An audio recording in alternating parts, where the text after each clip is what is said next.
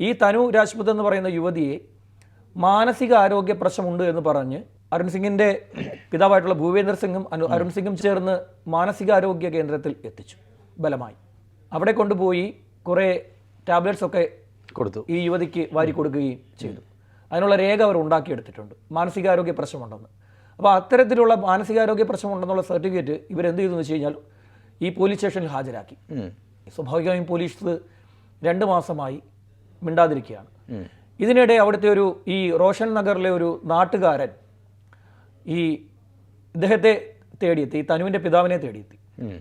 ആ നാട്ടുകാരൻ പറഞ്ഞു കൊടുത്തു, തനുവിനെ കാണാതായ ദിവസത്തിൻ്റെ തലേ ദിവസം ഇവരുടെ വീട്ടിൽ ഒരു നിർമ്മാണ പ്രവൃത്തി നടക്കുന്നുണ്ടായിരുന്നു.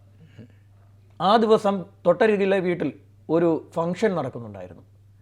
ആ ഫംഗ്ഷനിൽ കൊണ്ട് ആരും അത് ശ്രദ്ധിച്ചില്ല, പക്ഷേ താൻ ശ്രദ്ധിച്ചു.